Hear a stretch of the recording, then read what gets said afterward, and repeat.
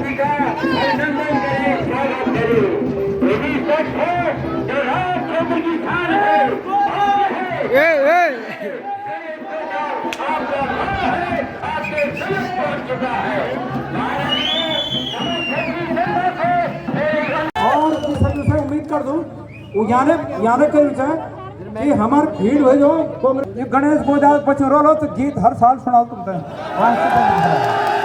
तो आज देखो हमारी सभा के बाद हमारे एक आदमी अपनी दिखने चालू एक आदमी ना मेरे भाइयों मेरे भूलियो मेरे दीदियों मेरे माँ बहनों, आज ये गणेश गोदियाल राजनीतिक यात्रा में जख्मी विचार ये तुम्हारा आशीर्वाद से मेरा बड़ा भाई गबर सिंह जी का कुछ नहीं बोला भी मिता हार पे रहा का बोला एक मुझे ना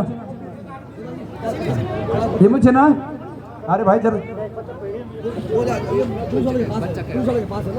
अगर कई एक बच्चे एक पुलिस वाले मचा कई एक बच्चा अगर अब नीचे तो सूरज नौ से बच्चा को और वो पुलिस वाला आप मुंह रखे छे मोय ये जम्मे रहूंगा जाने नो गीत में ये बोले छे कि धर्म का अगर नुकसान हो तो मैं तुम दग न्याय करो मैं और मैं अवतार ढूंढो और कई अवतार होगी ना हमार भगवान का कई अवतार होगी ना जब आवश्यकता पड़े भगवान ने अवतार ली ना कई अवतार होगी और राजू भी बोले छे कि धर्म की अगर हानि वाली तो मैं अवतार ढूंढो तो भाई हम वो गीता में लेके भगवान कृष्ण के वचन पर विश्वास करना है कि बीजेपी का जादू पर विश्वास करना बता देता हम गीता पर विश्वास कर कि नहीं कि वह भगवान कृष्ण वचन तो धर्म का खतरा में नहीं और धर्म खतरा में है केदारनाथ तो मंदिर सोने जो था बिल्कुल बना देना चाहिए केदारनाथ में मंदिर में और मैं भी छो मैं अध्यक्ष और यो षड्यंत्रकारी के था मीमू भी कि तुम भी चुनाव लड़ कुछ तुम मुखंड को गेट कहे मैं तुम मेरे पर गेट होए गोटी कखाया तुम अरे भाई मैं भी गद्यो अध्यक्ष बने छो जय की स्थापना आदि शंकराचार्य जी का तमाम लोग मंत्री मुख्यमंत्री हो सकते ना लेकिन भगवान बद्रीनाथ है गद्यो अध्यक्ष कौन पता नहीं कथी पूर्व जन्म कथी जन्म फल और निर्बल नहीं ये काम नहीं हो जाए फट और मैं हटो और वो एक बात सोन तो सब शुरू होएगा और करके हो भाई भीतर मंदिर सोन तुम तो ये रही है राहु मंदिर और अभी हम जा रहे हैं पुल के रास्ते जहाँ पे गाड़ियाँ खड़ी हो रखी है तो वहाँ पे जा रहे हैं। बाकी ये रही भाई राहु मंदिर।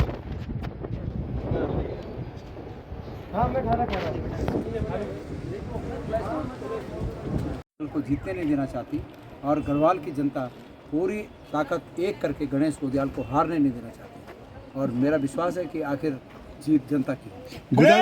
गोदियाल जी आपकी खासान खास कही जाने वाली जो जिसको आपने बहन कह के भी पुकारा था उन्होंने भी 24 घंटे के भीतर पार्टी चेंज कर दी है। उससे पहले बहुत ही आपकी उन्होंने भी पार्टी चेंज कर दी है, कितना प्रभाव पड़ेगा सर? जिस दिन वो मंच पे थी और उस दिन मैंने एक बात कही थी कि जो बीजेपी में लोग जा रहे हैं वो दो कारण वाले हैं।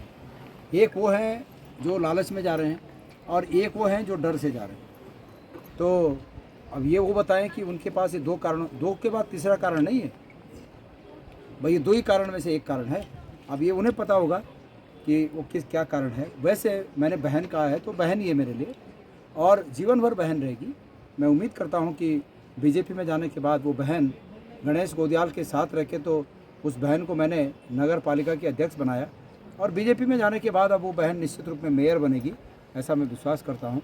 मैं उम्मीद करता हूँ कि बीजेपी वाले उनको मेयर का टिकट देंगे और वो मेयर बनेंगे। कितना फर्क पड़ेगा उनके जाने से? देखिए, जाने की मुझे खुशी थोड़ी है, जाने का दुख तो है कि भाई ऐसे लोग जिनको मैंने पनपाया पूरी उनके पति जो इस पूरे एपिसोड के लिए जो मास्टरमाइंड थे, उनके पति, उनकी सूचना मुझे बहुत पहले मिल गई थी कि जिस दिन बलूनी जी का टिकट हुआ उन्होंने बलूनी जी को संपर्क किया तो मेरे पास सूचना तो तब से थी कि उनका कोई क्रैशर है, मैंने सुना, और वो क्रैशर धन सिंह रावत जी ने बंद कराया है। तो मैं ये कह रहा हूँ कि भाई जो लोग व्यापार करते हैं उन्हें गलत नहीं करना चाहिए पहले तो, और अगर गलत नहीं किया है तो डर किस बात का है, और अगर गलत किया है तो फिर तो भाई भोगना पड़ेगा।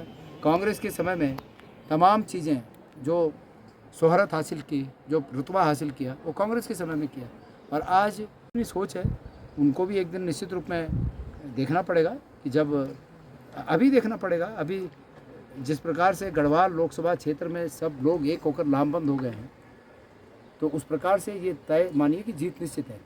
गुजराल जी, लेकिन वो लोग निश्चित रूप में पछताएंगे जिन्होंने इस समय हमारा साथ छोड़ा। गुजराल जी, ये सीट काफ़ी जद्दोजहद वाली मानी जा रही है फिलहाल। अभी की बात में बात करूँ तो भाजपा के कई बड़े नेता हैं जो अब रोकर वोट मांगने की कोशिश करते दिखाई दे रहे हैं सोशल मीडिया में। देखिए, आप शायद महेंद्र भट्ट जी की बात कर रहे हैं। कल महेंद्र भट्ट जी रो रहे थे, रोने का नाटक कर रहे थे, रो भी नहीं रहे थे।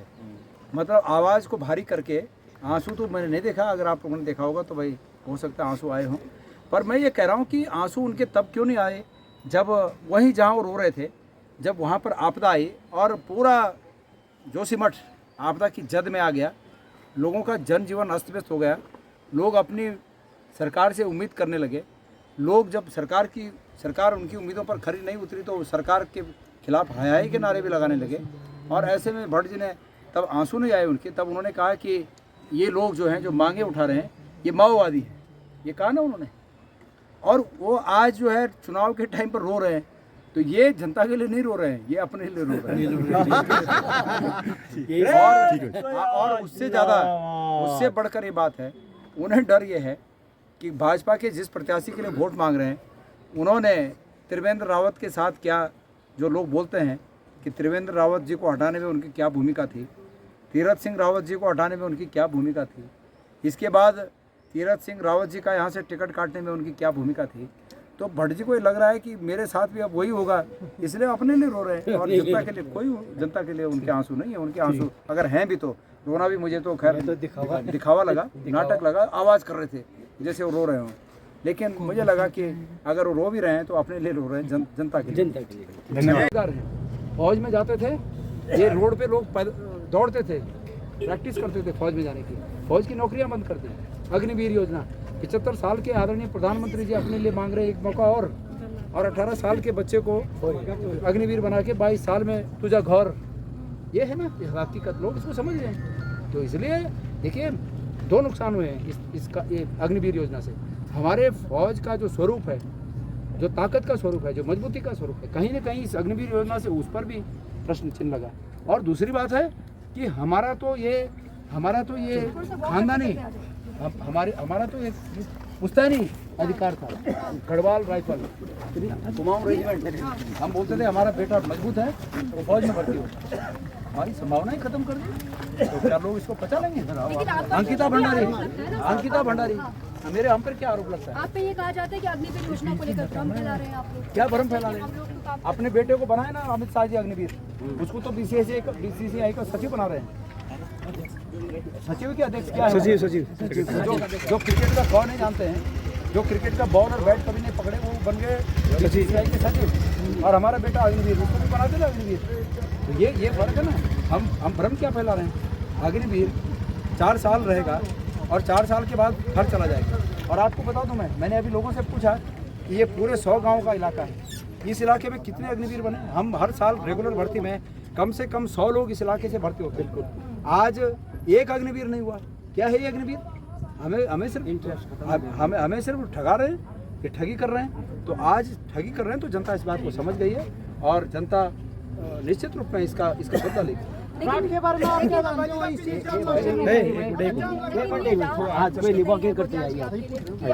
अकेले ही चुनाव प्रचार के बाद कैसी बात कर रहे हैं आप? ये हजारों लोग नहीं दिख रहे हैं आपको, मैं अकेला हूँ। जनता मेरे साथ है।